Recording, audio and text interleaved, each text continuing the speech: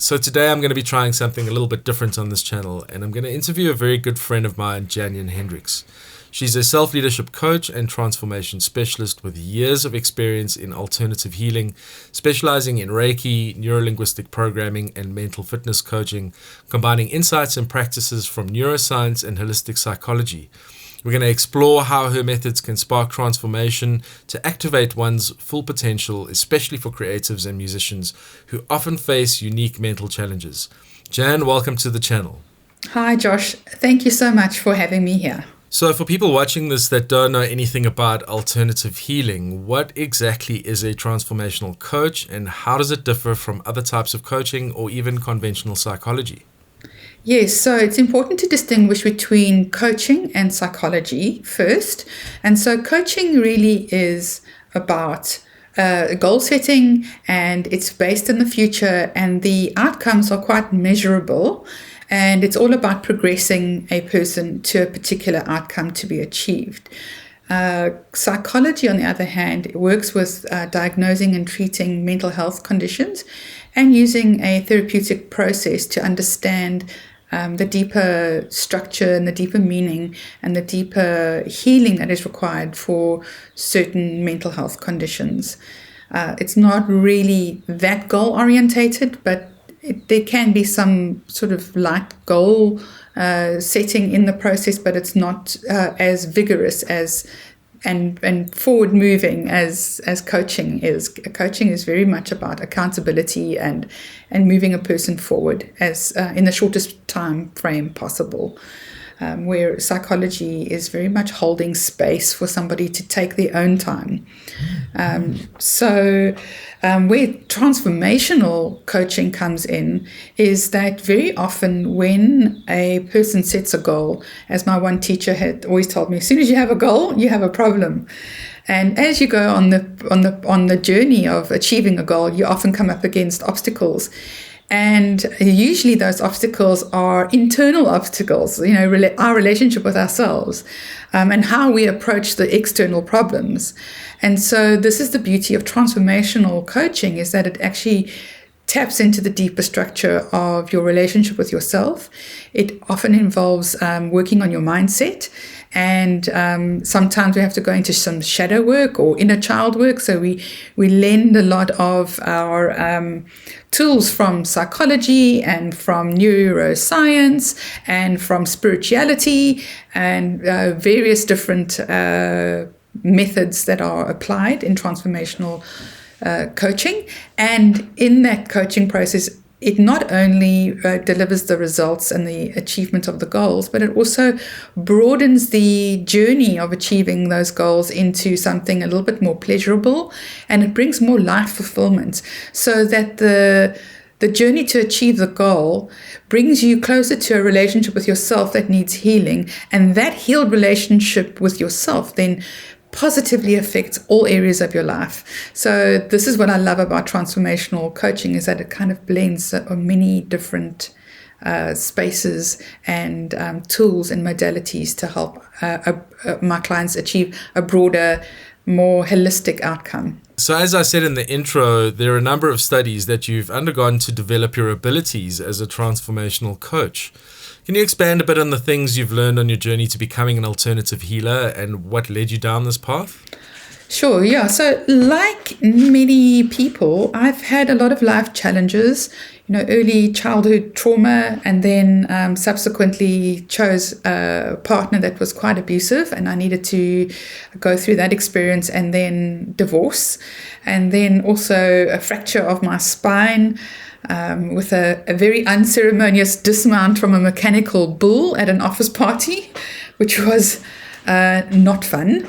And I needed to work on healing my spine and my body. So, in the combination of my physicality and my emotions and my mental health, I really needed to lean into healing. And so I decided to go down the path of traditional Western medicine. And I found myself reaching the limits of those offerings very quickly.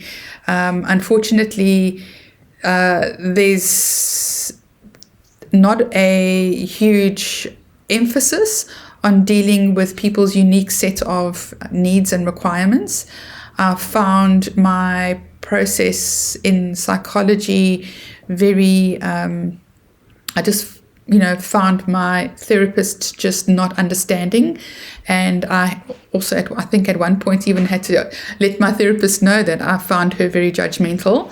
And I was very disappointed in that process. I tried a few other therapists, but I never felt myself progressing. I felt myself talking around the same issues, and it got very expensive, and it took a long time to see results. And for me personally, I felt very disappointed in the process, and the time was just taking too long. And so I decided to lean into different alternative spaces. I have found that alternative medicine is not a one-size-fits-all quick fix. It is a healing journey, and that is exactly what it is and has been for me and for my clients. And so I have found that certain particular modalities have helped me progress much faster than I had experienced in Western spaces and places and modalities.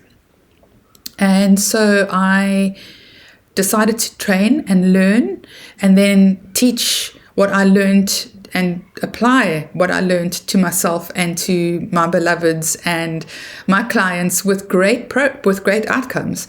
So I was inspired to continue down that path. And the more I learned, the more I healed, the more I taught, the more I applied, the broader my skill sets became, and the outcomes of my clients were just getting more and more substantial. And so I have decided to take this as a more full-time holistic approach to my service to my clients. And as such, I have trained in Neuro-Linguistic Programming, life coaching. I have trained up to Reiki master's level. Using energy work is very profound, helps to calm the nervous system, helps to calm the mind, get rid of brain fog, and it just really is just this amazing, gentle, but very profound and potent way of helping people shift out of difficult emotions and physical ailments and pain. Also, I've trained as an art therapist, and I've trained as a craniosacral therapist, and many other little modalities here and there, but it kind of becomes a bit of a tapestry of offerings that I deal with my clients. I'm also naturally very intuitive, and so that plays a huge role in my service to my clients. And I'm also a very deeply spiritual person, and I meditate a lot, and I needed to develop a co-creative relationship with the unified field of consciousness. And so when I do that, I'm also able to kind of tap into a broader information, and the feedback from that is usually pretty accurate. And it really just helps speed up the process of healing for my clients. Can you speak a bit more about neuro-linguistic programming? I know NLP was quite a trendy topic a few years ago, with even a number of celebrities that were sort of bringing it to light. What is it, and how does it work? Right, so NLP is part of the coaching process, or is considered a life coaching field of study. NLP, Neuro-Linguistic Programming. So neuro refers to our neurology, our nervous system, and our physicality. And then linguistics is referring to language, and programming also refers to software development and computer programming. So when you put all of those three together, it's really, in a nutshell, how our language programs our minds and our bodies, and how we can use either one of these three areas to create positive change for ourselves and others. And so there are many, many, many tools and techniques under the umbrella of neuro-linguistic programming, and also you can specialize in hypnosis, accelerated learning, and neurosemantics. However, the actual process of neuro-linguistic programming slots very well in with the coaching process. A lot of the times our language belies a lot of internal limiting beliefs, and it's a really great way of helping people to recognize some of the stories that we tell ourselves, some of the programs that we are running, and how to really update our software so that we can treat ourselves better and have better outcomes for ourselves. So I really love using NLP in my coaching process. So it seems like the world is divided by those that believe that Western practices of psychology and medication is the only proven way to diagnose and treat mental health. And anything with a more sort of holistic approach is sort of pie in the sky, with little evidence to back the benefits of things like meditation and visualization. And the rest that have maybe been a little bit disillusioned by poor counsel by a therapist or dragged through years of misdiagnosed mental conditions. How do you blend the intuitive and the logical in your coaching? And what's your take on balancing these seemingly opposing approaches for mental wellness? Right, yes, they are seemingly opposing, but for me, I do not try to judge or exclude any potential healing modality, because I feel like there's value in at least trying something on, like a suit, and to see if it fits. And if it doesn't fit, I don't wear it. And not everything is for everyone. And you need to find your own path. And that is a huge part of the components of my coaching process, is to help people really discern what is right for them. Because even when you're in a traditional Western medicine environment, it's very important that you take ownership of your choices there, because you don't want to outsource those choices to somebody else. You need to digest the information and then learn how to orientate yourself through that process. And, as coaches, we are not allowed to diagnose mental health conditions or disorders, as I've said, where psychologists do and can, and they do treat rather severe cases, especially. As a coach, I personally have a vigorous screening process. I do not really take on anybody with major chronic mental health issues. That is way out of the scope of my services. I usually work with more functional, high-achieving professionals. Those are really more my clientele, and and moms and dads that are busy and really trying to find balance in this world, and also people who are needing to figure out their purpose, their life purpose, people with burnout, people with all kinds of modern day struggles, and people who are wanting to achieve particular goals and outcomes, and that are already on a healthy path and looking to amplify their wellness. That's the space that I'm in. I find the coaching process is more focused on those outcomes, and they're looking for the forward movement of change, where psychology does tend to kind of take its time and allow it to be the at a client-driven pace.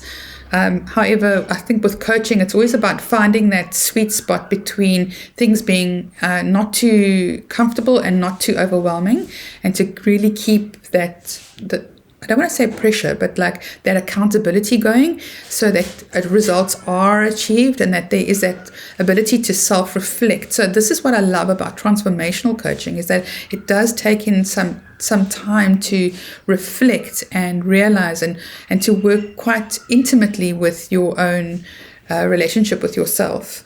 And this is a very beautiful process, because it does bring you closer to who you are, and how you can tap into your own resources, and how to trust yourself, and how to access your own wisdom and your own guidance and your own leadership, so that when I'm not in the picture, you can operate in a way that works for you. It also helps to know what your purpose is. And I think this is also the beauty of transformational coaching, is that it does help you get in touch with those, with your heart, and what it is that you want to create in this world. Okay, so to bring this all into the realm of music and how coaching can benefit musicians, I see a lot of musicians are often stereotyped as egotistical or even narcissistic, traits that seem to drive success in the industry. But growing up, I was always taught to value humility above all else, which often led me to shrink back and avoid confrontation and even people please. And looking back, I can see how this held me back, while others who asserted themselves went on to achieve their goals. How do you think creatives and musicians can balance humility with the boldness needed to fully step into their potential and claim their place in their careers and their industries without falling so deeply into either side of being a total pushover and never getting anywhere, or being a complete narcissist? By your reference to narcissism, I'm going to assume that you mean somebody with a big ego and not necessarily somebody with the actual mental health diagnosis, because it's important to distinguish. And then also it's important to distinguish between people-pleasing and humility. They are two very different things. So people-pleasing is generally something that gets set up in childhood as a response to trauma, and it's very linked to codependency. And the narcissist and a people pleaser or a codependent, they love to fall in love with each other for the very reason of the healing that relationship brings forth.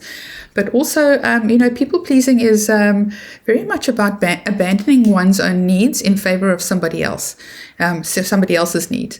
So it's important to distinguish between people pleasing and humility. And they're not to be confused, because one's very powerful and one is very disempowering. So people-pleasing is usually something that gets set up in childhood as a response to trauma, also known as codependency. And that's when we tend to sacrifice our own needs in favor of somebody else's. And it is usually very dysfunctional, and it lands up creating a lot of expectation in relationships and a lot of arguments and drama and a lot of self-sacrificing and resentment, which is a very unhealthy place to find ourselves. Humility, on the other hand, is a very different and very empowering position of submission, which is not a bad place to be. It's a very powerful place to be. And I would say that in that place of humility, or even if you just look at the word humility, humility is closely associated with the word humble. Humble is also the two of them, H-U-M, humble, H-U-M, humility and humble, and then humor, and then humiliation. So very interesting how these words have got that three-letter word of hum, H-U-M. And in Latin, that means to be grounded, hum, or to be of the earth. And so it means to be down to earth, and it means to be grounded in who you are, in your talent, in your practice, and to know who you are, and to know when to assert yourself and when not to assert yourself. I think these are very empowering places to find ourselves. Working with humility is a powerful place, and bringing in humor and not being afraid to look like a fool, to make mistakes, and to laugh at yourself and to not take yourself so seriously. So that brings us back down to the ground, it brings us back into the earth, it brings us back down to earth, and to not take ourselves so seriously, and to realize that you are not your outcomes. Your performance is not who you are as a person. It is an extension of your self-expression, but it's not who you are as a person. And so I would recommend, orientating yourself in the path of the middle way. So always to be in that middle path and knowing when to access what, whether you need to assert yourself or whether you need to be a little bit more silent and a bit more submissive. That's just fine. It's just knowing when to do what and with whom. So it's all about timing, and there's a lot of nuance in that. And to help somebody really be grounded in themselves and to know when to access what is a wonderful option in the coaching process. So I did my first gig when I was 16 years old, and at that stage I had this innate audacity to get on stage and just rock out without letting nerves take control. And as I got older, I started placing less importance on the performance and more importance on what I was playing and how I was playing it. And I think in that process, I counterproductively actually became self-conscious about how I was performing and developed a pretty bad case of stage fright that would actually impede my playing. What is your advice to people to overcome mental barriers like performance anxiety or creative block? Yeah, sure. Well, stage fright and performance anxiety, I'm sure, is a big issue for musicians. And I just want to point out that you've already demonstrated to yourself that you can actually stay on stage and have that courage, right? So you have already demonstrated that you've got the courage and the boldness to do that. And then when you go into the practice space, yes, of course, you're going to be self-conscious. That's what practice kind of requires you to be more inwardly focused. It requires you to be more accurate and to focus on your playing and your sound and where you're placing your fingers and, the notes and the keys, and to really get into the material. And when you're doing that, you can't take that same attitude and put it on the stage. Inward focus on the stage is just a recipe for disaster. So external focus is required. This is when you need to trust your practice, allow for mistakes, and just let your fingers fly and let your body just get into the moment and focus on your audience and love your audience and really just allow for that fun feedback. I mean, it's just the most exhilarating experience on earth. What I would also do in the case of working with someone with stage fright is also just to explore a little bit of shadow work.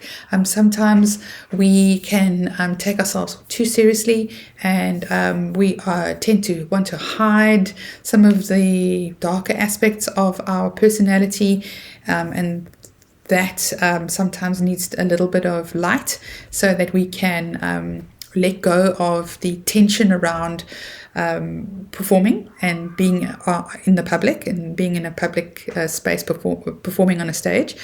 And also I would also work with state management. So state management being, when am I, being aware of self-awareness and am I too focused on me, or do I need to look at the faces of the people waiting to hear the music? So I would work on state management and self-awareness in that case, and to do a few little practice rounds and to do some comfort testing as well is also a great technique to use, to just take somebody into a place of slight discomfort, not extreme, but just like mini challenges to really start to rebuild that confidence in yourself. I saw a statement that you made on social media recently that said your attention is one of the greatest powers that you possess. In my years as a practicing musician, I can attest to the fact that distraction or misplaced focus is an absolute progress killer and will add years onto the time that it'll take you to improve. How does one go about taking hold of this power and enhance their ability to command their focused attention to make as much progress in their field in the shortest time possible? Yes, your attention is currency. And the thing is, if you don't have command over where you place your attention, someone or something else will. And I know that I don't mean to sound sinister, but it is true. I'm not sure if you've heard of that old idiom, what you choose to focus on grows. And so I think it's important that, if you recognize that you are fearful or worried or anxious, a lot of that time that those things tend to become problems before they were not. And so, and sometimes if you focus on the thing you don't want, you tend to create it. I like using those mountain biking analogies. I don't know if you've been on a mountain bike and you're in quite a unstable terrain and you need to avoid, say, a puddle, or you need to stay straight on, take your line over a big bridge over a river. And if you think, don't fall in the river, that tends to happen. Whereas if you think, focus on the line and the wheel in front of you, you tend to focus there and it's in the moment. So you kind of are forced to do it because it's like, I wouldn't say life or death, but it can be. So I like using that analogy because it really is a wonderful demonstration of, where you place your focus. You tend to create the goals that you want when you focus on what it is that you want to achieve, as opposed to, worrying about things that can go wrong. It's important to be able to check in with yourself about certain potential problems down the road, but not so hyper focused on them that you actually thwart your progress. And so when it comes to distractions and attention, it's important, there's a few simple practical things that a person can do, in terms of what apps and what social media apps are grabbing your attention through the day. I know I can be very guilty of this. And so it's important to move those as far out of your reach as possible. Sometimes in the coaching process, I'll also use like a digital detox, which can be quite overwhelming, but amazing for clarity and amazing for ideas and inspiration, because you don't have noise coming into your brain. And so I would do that. And then mindfulness and staying in the moment and being present, and also not to judge yourself if you have been distracted, because I think that was also another distraction, is focusing on the judgments of you being distracted. So it's so silly, our brains are very tricky. They can really get us roped up in a whole ball of tension, and so unnecessarily so. And so if you can just shave off some of that with not judging yourself if you have been distracted. We are not machines, and we're not meant to be machines. And I think it's important also not to feed too much in this hustle grind culture, because that comes from a lot of lack and a lot of, it's not the right fit for everyone. Certain personalities thrive in that, and not everyone thrives in that. And that doesn't mean that if you don't have to force yourself into a certain mindset that isn't right for you. So it's important to distinguish whether that is right for you, and then that's great, But in transformational coaching, we definitely try to take in the nuanced aspects of a human personality, and not everybody is. Not everybody wants to push hard like that. Some people want to enjoy the journey, and I think that is important. And I really feel, especially in the with creatives and with musicians, that your enjoyment is what other people on the receiving end of your creativity experience. So your energy is like this amrita, this essence that you're weaving into your performance, is what is experienced. If you're not enjoying yourself, your audience isn't going to enjoy themselves. So, it's also about like allowing some meandering and allowing yourself to jump in and work and then take rests, and jump in and work and take rests, and allow yourself to go on nature walks and try new things, because that also informs your creativity. So I think that's a way of dealing with distraction that isn't so hard-lined. So I've read a bit about how meditation can physically reshape the brain by strengthening the myelin sheath, which scientists have actually found is also developed through repetition in musicians as they practice, which allows neural signals to move more efficiently, improving one's skill. Can you explain how both positive and negative thinking impact the development or enhancement of the myelin sheath, and how that influences our ability to grow or stay stagnant in our personal or professional lives? Yeah, the myelin sheath is a very interesting part of the brain. It's usually found in the brainstem. It's part of white matter. So your hemispheres are the grey matter. And this is a fatty layer that gets developed over the axons of the little dendrites in your nervous system. And the more you meditate and the more you practice, these myelin sheaths grow thicker and bigger. And it's very much associated with energy and information transfer from mind to muscle and vice versa. So it really helps with the feedback that your nervous system gives your brain. And so when you're practicing, it's important to slow down your practice, because if you're practicing at speed and you're practicing incorrectly, it doesn't help you progress. It just helps you remember the incorrect practice. So what you want to do is slow down and be patient and allow yourself to learn correctly and then speed up. But meditation and playing a musical instrument is fantastic for developing neuroplasticity, which I'm sure you've heard of, which is just growing new synapses, growing new parts of your brain. So you become more intelligent, more proficient in your craft. And it's just an all-round wonderful thing to do. I mean, if you can meditate and you're a musician, you're in a very good position to, especially in terms of accelerated learning. It really does give your brain so much more access to more information. So I think musicians often face periods of intense self-doubt and imposter syndrome, especially when comparing themselves to others. How do you guide people to overcome these feelings of inadequacy and develop a stronger sense of self-trust in their abilities? Yes, comparison. It's the thief of joy, or so they say. So it's very important to stay in your own lane. It's important to not compare yourself to the great musicians out there when you are still either a beginner or intermediate. It's important to recognize that you are at your stage. It's like a fledgling artist comparing themselves to Vincent van Gogh or Leonardo da Vinci. It's not fair. It's not fair to the beginner stage of your journey. So, also, not everybody is going to choose your genre of music, and to know who your audience is important.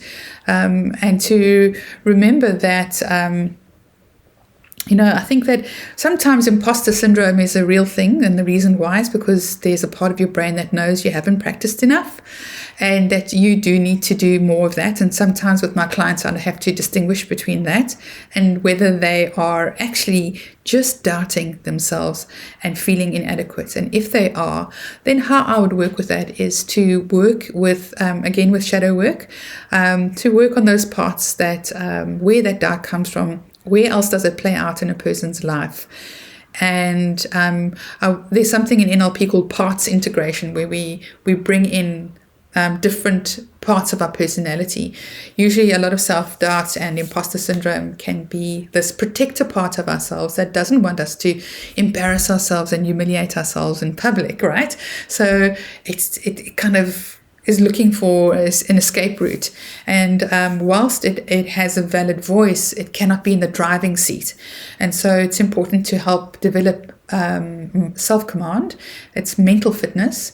And it's also important to really help the person unify themselves internally. So there's really nothing more powerful than a person who is unified, who doesn't go back and forth doubting. That conversation is important. Allow that conversation to happen. And then when all the information is gleaned from that conversation, it's to unify those parts and then take those courageous steps. It's not going to come without any fear. And being courageous and bold is part of the process of growth. Musicians are highly competitive creatures, which is a complete contradiction in terms because, music is not sport. Yet many creatives, myself included, have experienced burnout after long periods of pushing ourselves too hard. What role do energy and emotional management play in your coaching? And how can musicians prevent or recover from burnout while maintaining their passion for their craft? Yes, burnout is a very real thing for almost all of us humans. And I think that it's very important to distinguish the root cause of burnout because it's not the same for everybody. Sometimes burnout is just from working too hard. I think that's a traditional understanding. And then energy management would be something that I would bring in, and why the workaholism and the hard pushing is there in the first place. Sometimes it comes from a place of panic and lack, and how can we calm that down so we get to the root cause of what is actually at the heart of the burnout. And then sometimes burnout can happen with people often when they have reached the limit of a certain particular persona or creative expression, and they are needing to go through what I call a sacred moment, a time where they need to actually kill off a part of their identity so that a new part can be born. And it's also to know what that is and to also grieve that process and to then start to recognize and to start bringing in the pieces of you that you want to be, the new version of you, the new creative expression of you. And that takes time. It takes time, and it needs time, and it needs compassion and gentle understanding. Also, in terms of overproductivity, there's certainly a few techniques that a person can use. Some of the energy management techniques you can use is something called the Pomodoro technique, which is 25 minutes of intense focus. This is also very good for distraction, by the way. 25 minutes of intense focus, and then just take a break for 5 minutes doing something. Maybe hop on social media, maybe go for a walk, do the dishes, play with the dogs, come back and cut out all distractions and no distractions. Another 25 minutes, a block of time. Some people work really well with those time frames. And also, just from a neuroscientific point of view, having hyper-focused, concentrated time on work is really good for learning. And then taking a step back and doing something completely unrelated, just for a few minutes, helps that information that is stored in the short-term memory in the frontal lobe kind of diffuse into the deeper structures of the brain and becomes more long-term memory. So having this kind of like concentrated time and then pulling back, and concentration and pulling back, is a very useful tool to help memory. So I would definitely apply that as an energy management tool and also for distraction.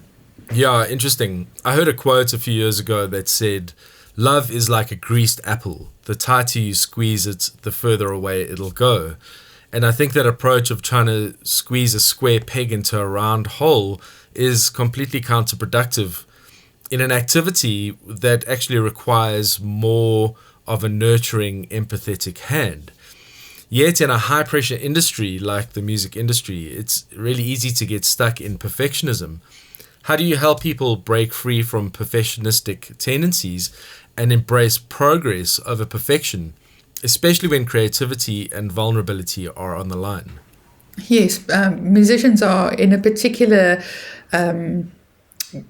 professional career path where perfectionism is a big issue, and I can totally understand why that is there in the first place. And I think it's important to firstly distinguish language. So perfectionism in itself is a flawed pursuit, because nothing can be 100% perfect 100% of the time.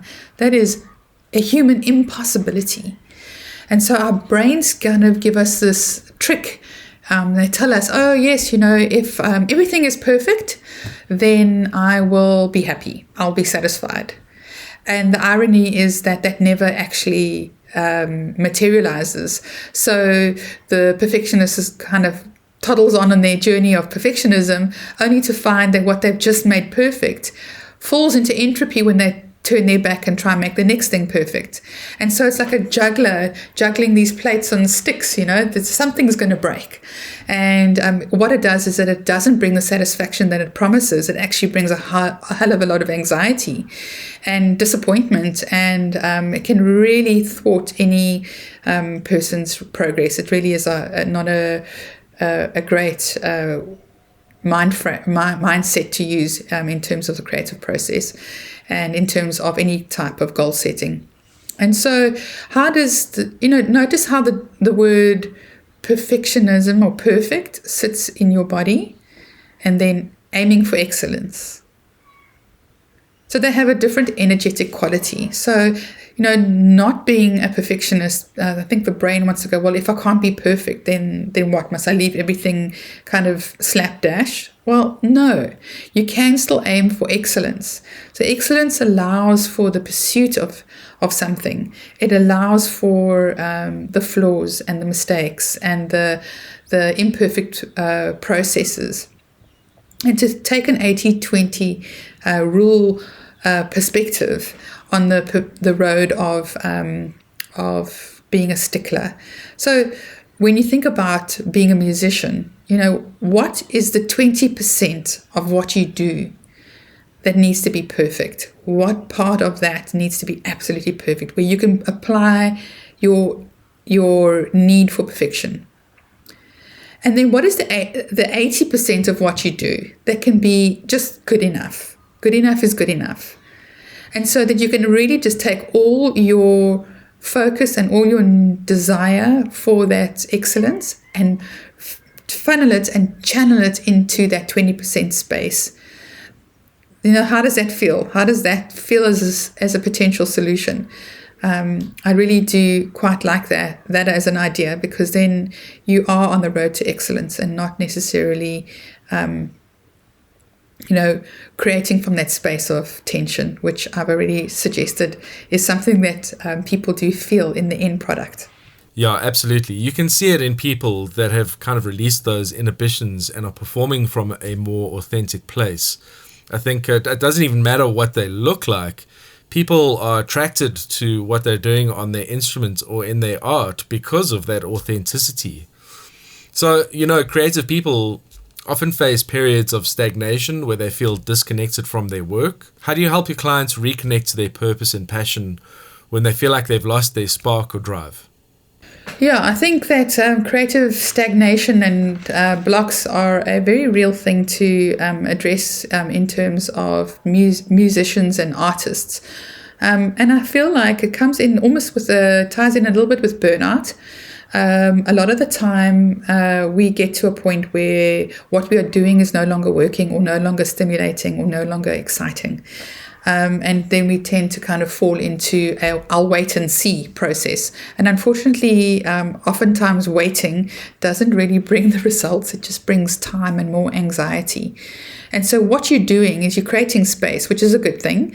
But at the same time, you want to be productive and intentional with your waiting process. So the waiting and seeing is not necessarily a bad choice, but it's like, what do? Do you sit back and worry, or do you do something useful? And so in that process of waiting, I would ban my clients from being creative.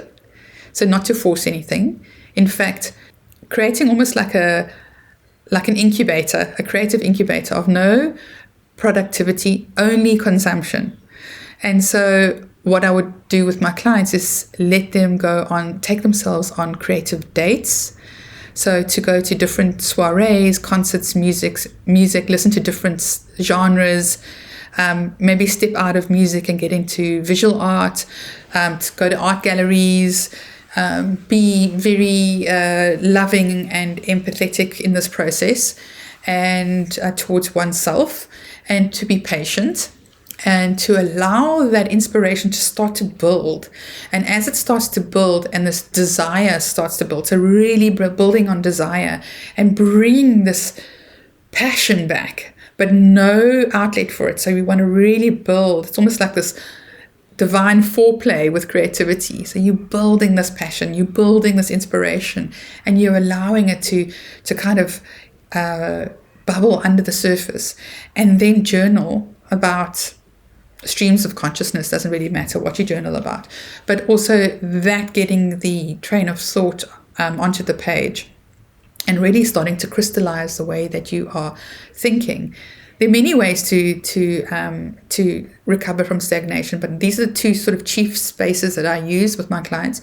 So when we get to that crescendo of I need to create, and to allow for this new stimulation to happen, and the journaling process, and then starting to go, well, what is it that I want to create? Start to journal about it, but not really stepping into that full creative expression just yet. And then when they get to that point where they're ready, then they step in renewed and reinvented and with a whole new sense of purpose in their creative expression.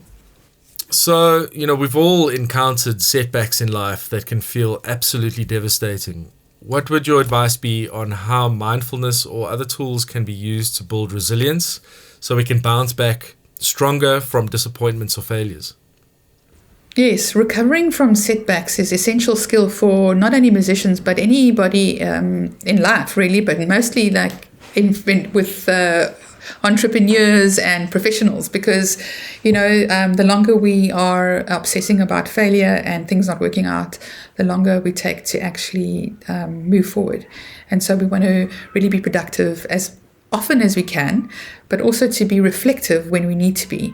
And so with setbacks, I would definitely use an opportunity to reflect why we're in this place in the first place, and then what you can learn, and then what you can let go of. Sometimes our judge comes in and wants to make something good or bad, and it really kind of usually attacks us as a person at a fundamental level of esteem or self-worth.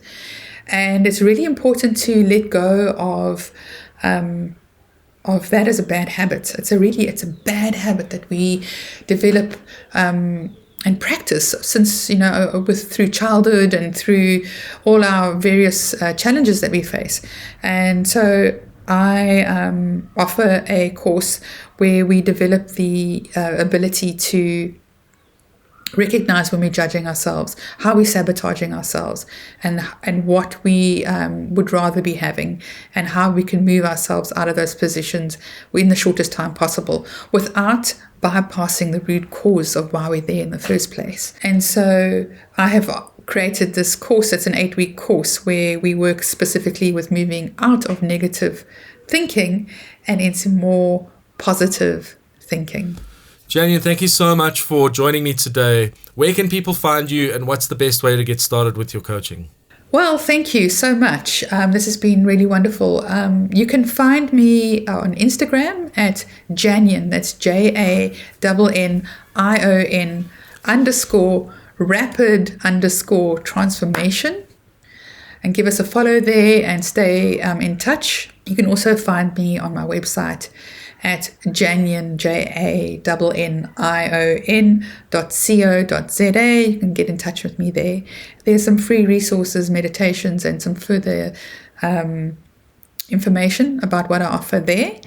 And also, I'd like to offer your audience a promo code, and that is Josh2024 for my next flush of students for Mind Mastery. The date is yet to be decided, but the very next flush, your audience gets that as a coupon code, and they get a 5% discount on the overall price. So really looking forward to seeing some new faces in the group. The Mind Mastery course is very much what that is. It is an 8-week process where we delve into how we sabotage ourselves using different nasty characters that live in our brains, and we kind of identify them, and then there are some techniques that we use to shift out of that and into a wise leader that you are, and to how to access your discernment in the moment. And so we're very, very happy to take any of your friends and colleagues and audience members through that process. So if you want to find me, you can find me on my website, all the details of the course on the website. And thank you so much. So thanks very much for watching, everyone. I hope you enjoyed the video and find this content beneficial. I know Jannion's coaching has certainly helped me reframe a lot of things in my life and given me a much better focus in my practicing. If you want to see more content like this, let me know in the comments below. Thanks for watching.